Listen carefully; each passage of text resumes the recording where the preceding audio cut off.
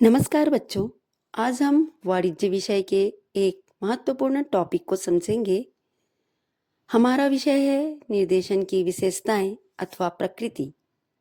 बच्चों, किसी भी संस्था, विद्यालय, व्यापार या कार्यालय में केवल कर्मचारियों की नियुक्ति कर देना ही पर्याप्त नहीं होता।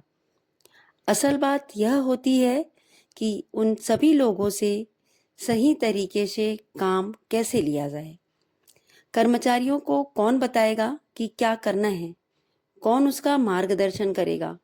कौन देखेगा कि काम सही दिशा में हो रहा है या नहीं? इन सभी प्रश्नों का उत्तर है निर्देशन। सरल शब्दों में, निर्देशन वह प्रक्रिया है जिसके द्वारा प्रबंधक अपने अधीनस्थों को सही दिशा, मार्गदर्शन, प्रेरणा और नेतृत्व देता है। अब हम इनकी विशेषताओं को समझते हैं। पहला, निर्देशन गतिशीलता प्रदान करता है। बच्चों, निर्देशन संगठन को गति देता है। केवल योजना बना लेने या कर्मचारियों को रख लेने से काम अपने आप शुरू नहीं हो जाता। जैसे यदि किसी विद्यालय में शिक्षक, विद्यार्थी, पुस्तकें और कक्षाएं सब हों, लेकिन किसी को यह ना बताया जाए कि क्या करना है, कैसे करना है और कब करना है, तो विद्यालय की व्यवस्था सही ढंग से नहीं चल पाएगी। इसी प्रकार किसी संस्था में भी साधन, कर्मचारी और मशीनें सब होने के बाद भी यदि सही दिशा ना मिले तो कार्य रुक सकता है। इसलिए हम कह सकते हैं कि निर्देशन संगठन को चलाने की शक्ति देता है। दूसरी विशेषता, निर्देशन एक निरंतर चलने वाली प्रक्रिया है। बच्चों, निर्देशन कोई एक बार किया जाने वाला काम नहीं है।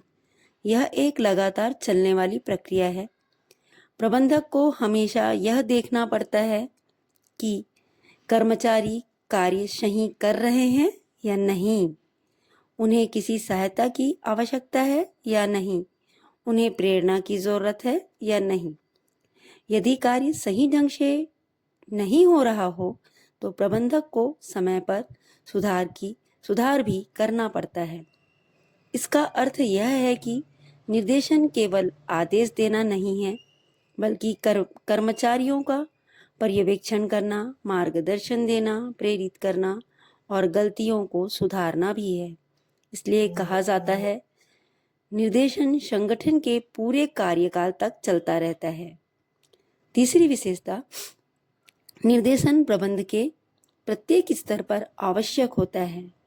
बच्चों, निर्देशन केवल बड़े अधिकारियों तक सीमित नहीं होता, यह प्रबंध के हर स्तर पर आवश्यक होता है। किसी भी संस्था में सामान्यतः 3 स्तर होते हैं। उच्च स्तरीय प्रबंधक जो बड़े निर्णय लेते हैं, मध्यम स्तरीय प्रबंधक जो ऊपर से निर्देश लेकर नीचे तक पहुंचाते हैं, निम्न स्तरीय प्रबंधक जो वास्तविक कार्य करने वाले कर्मचारियों का मार्गदर्शन करते हैं। इस प्रकार ऊपर से नीचे तक हर स्तर पर निर्देशन की आवश्यकता होती है। तो बच्चों, आज हमने जाना निर्देशन संगठन को गति देता है। यह एक निरंतर चलने वाली प्रक्रिया है। यह प्रबंध के प्रत्येक स्तर पर आवश्यक होता है। अब हम अगले वीडियो में